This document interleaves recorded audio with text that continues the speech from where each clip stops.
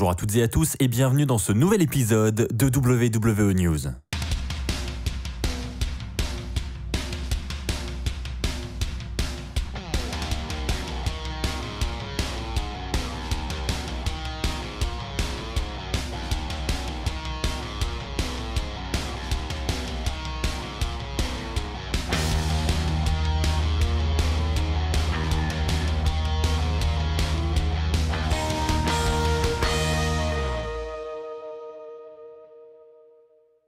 Bonjour à toutes et à tous les amis, c'est Axel de la chaîne YouTube WWE Fan France, j'espère que vous allez tous très bien.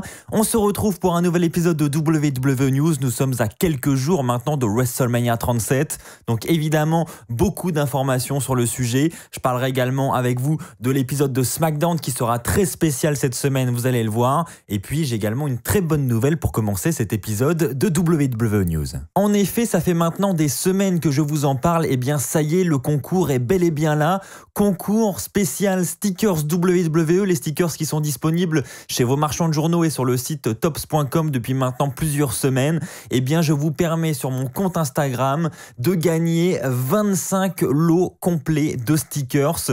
Donc, n'hésitez pas à me rejoindre sur Instagram, @AxelanGarçon. Il suffit de suivre mon compte, de liker la photo et de taguer 3 amis en commentaire pour valider sa participation.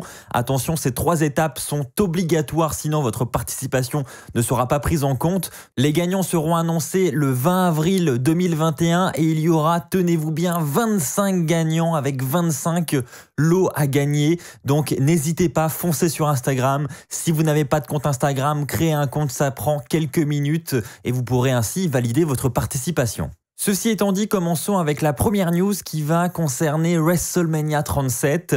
Vous le savez, on a déjà de nombreux matchs qui sont annoncés dans la carte de WrestleMania, mais on a également le retour du public pour ce show, et donc évidemment la foule va être présente, les chants des fans vont être présents et les ovations seront présentes le premier soir de WrestleMania, puisque ce show marquera le retour des fans après plus d'1 an d'absence. Donc autant vous dire que je pense que la foule sera très bruyante ces soirs-là, et c'est pour cela d'ailleurs que WrestleVotes nous informe que la WWE prend très au sérieux la première entrée de superstar qui aura lieu lors de ce show, parce que selon eux, la première superstar qui va faire son entrée va recevoir une énorme ovation de la foule, et donc la WWE veut que ce soit une superstar particulière, une entrée particulière pour que vraiment ça marque le coup. Et donc il est dit qu'on devrait avoir un gros match pour ouvrir WrestleMania pour ces raisons.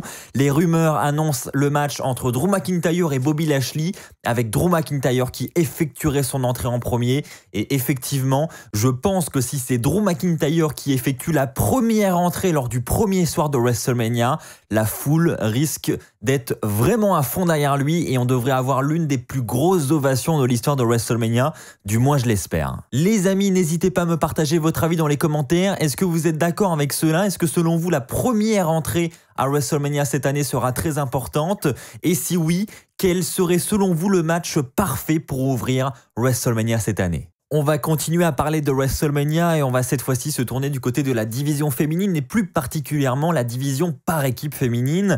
Vous le savez, ça a été annoncé dernièrement. On aura un match samedi à WrestleMania avec, pour l'instant en tout cas, 4 équipes. On a d'un côté Naomi Lana, Dana Brooke, Mandy Rose, Liv Morgan, Ruby Riott, Natalya et Tamina. Ces 4 équipes vont s'affronter dans un tag team turmoil match samedi. L'équipe qui remportera ce match devrait aller affronter Shayna Baszler et Nia Jax dimanche à WrestleMania lors de la nuit 2 de WrestleMania 37, avec cette fois-ci un match pour les titres par équipe féminin.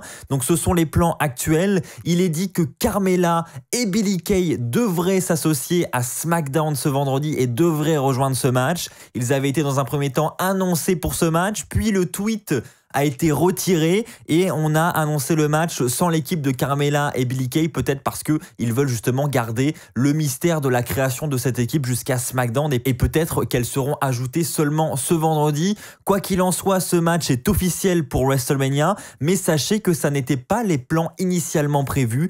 De base, la WWE voulait maintenir sa bataille royale féminine qu'elle a maintenant depuis plusieurs années et elle voulait que les 2 finalistes de cette bataille royale, les 2 survivantes, sortent face équipe ensemble pour aller affronter Nia Jax et Shayna Baszler à WrestleMania, mais ces plans ont été abandonnés pour laisser place à ce Tag Team Turmoil match. Allez les amis, quittons le thème de WrestleMania pour parler des prochains pay-per-view de la WWE, puisque oui, après WrestleMania ça continue.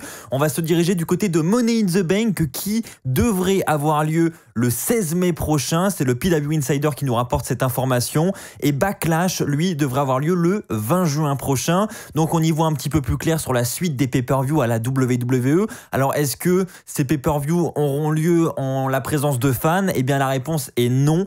Pour le moment, ces pay-per-view sont prévus pour le Youngling Center qui est, je vous le rappelle, à Tampa en Floride. Il remplacera le Tropicana Field qui est actuellement l'arène qui accueille tous les shows de la WWE depuis maintenant plusieurs mois. La WWE est dans l'obligation de quitter ce stade et va donc rejoindre le Youngling Center à partir du 12 avril normalement. Et elle devrait rester dans ce concept du Thunderdome au moins jusqu'à début août. Ce sont les informations, les dernières informations que nous avons sur le sujet. Donc malheureusement pour le retour des fans, il va falloir attendre un petit peu que la situation s'améliore. Et enfin les amis, pour terminer, je vais parler avec vous du prochain SmackDown qui sera une édition spéciale WrestleMania. C'est comme cela que la WWE nous vend le show.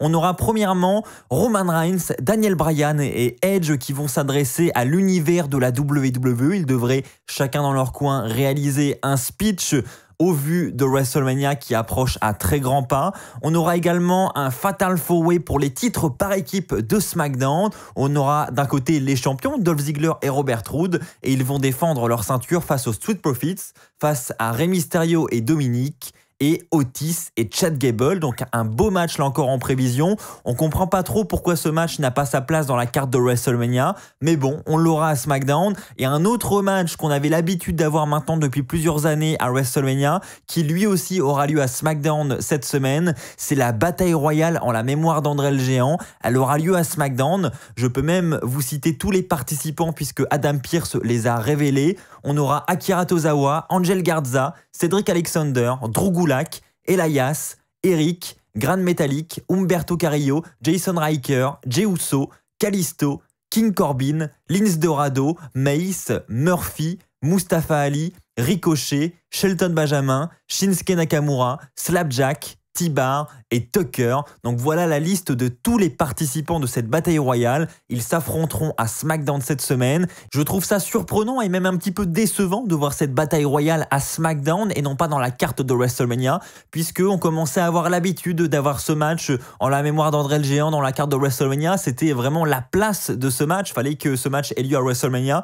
Donc là, pourquoi il n'a pas sa place dans la carte? Je ne comprends pas trop. Surtout que, encore une fois, cette année, WrestleMania a lieu sur 2 soirs. On a 2 kick-offs. Enfin, il y avait clairement la place de mettre ce match le jour de WrestleMania. N'hésitez pas, vous aussi, les amis, à me partager votre avis là-dessus. Que pensez-vous de toutes ces superstars qui n'auront pas leur place dans la carte de WrestleMania et qui auront leur match WrestleMania, entre guillemets, à SmackDown cette semaine? C'est ainsi que s'achève cette vidéo les amis, mais avant ça, n'oubliez pas de lâcher un pouce bleu pour me soutenir sur cette chaîne YouTube. Encore une fois, merci à tous. N'oubliez pas également de vous abonner. On se retrouve très très vite, notamment pour la vidéo pronostic de WrestleMania. D'ici là, portez-vous bien et n'oubliez pas, soyez toujours très très fiers d'être fan de catch. Allez, bye tout le monde.